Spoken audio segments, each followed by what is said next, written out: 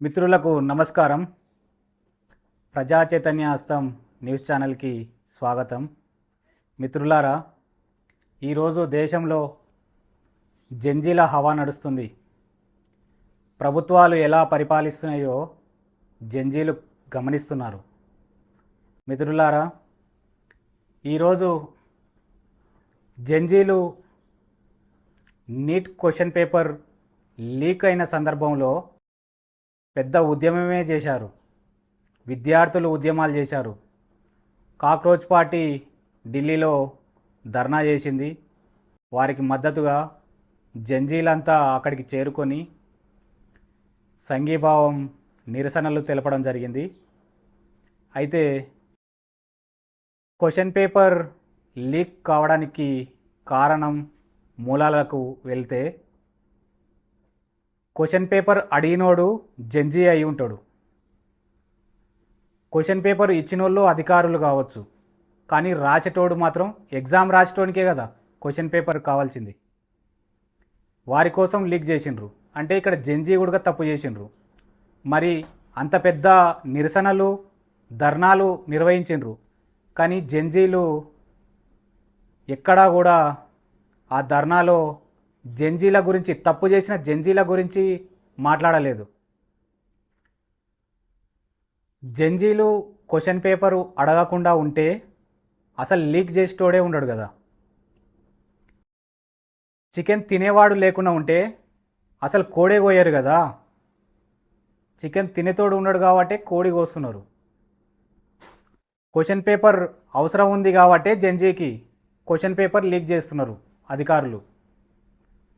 కాబట్టి ముందుగా జంజీలు చేయాల్సినటువంటి కార్యక్రమం ధర్నాలు, దీక్షలు, నిరసనలు కాదు. జంజీలకు వాళ్ళే అవగాహన కార్యక్రమాలు ఏర్పాటు చేసుకోవాలి. ఎందుకంటే పెద్ద మనుషులు చెప్తే ఎవరు వినేటోళ్ళు లేరు. ఈరోజు జంజీలు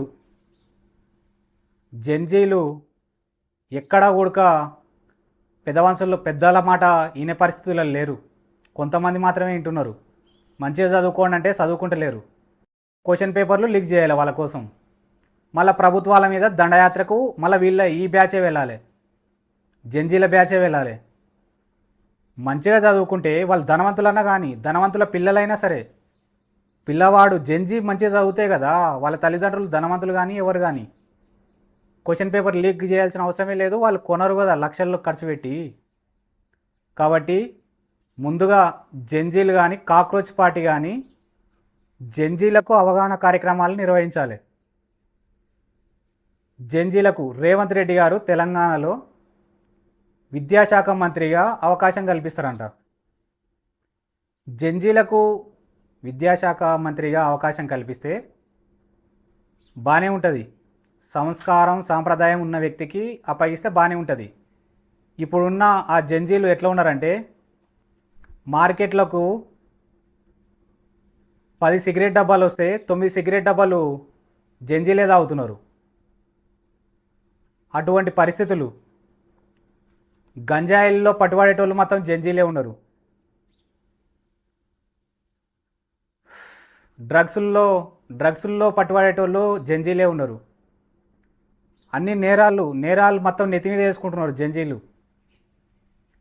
కాబట్టి జంజీలకు అవగాహన కార్యక్రమం తీసుకొచ్చేటట్టు చేయాలి. ఎవరైనా సరే డైరెక్ట్ ప్రభుత్వాల మీద ఉద్యమాలు చేయడం కాదు. కర్ణాటకలో హెచ్ఐవి వచ్చిందంట. హెచ్ఐవి మొత్తం వాళ్ళు కూడా జంజీల బ్యాచే. జంజీలు సంస్కారవంతంగా సాంప్రదాయబద్ధంగా జీవిస్తే అద్భుతంగా ఉంటాయి ఫలితాలు. దేశ భవిష్యత్తు కూడా వాళ్ళ చేతుల్లోనే ఉంది. వాళ్ళకు సరికొత్త ఆలోచనలు వస్తాయి. మంచి బెటర్ ఫ్యూచర్ ఉంది. జంజీలు గొప్ప ఆలోచనా పరులు, మస్తు క్రియేటర్సు. వీరికే మంచి భవిష్యత్తు ఉంది. ఈ దేశ భవిష్యత్తు మొత్తం జంజీల చేతుల్లోనే ఉంది. కాబట్టి జంజీలు సంస్కారాన్ని సాంప్రదాయాన్ని అలవాటు చేసుకోవాలి.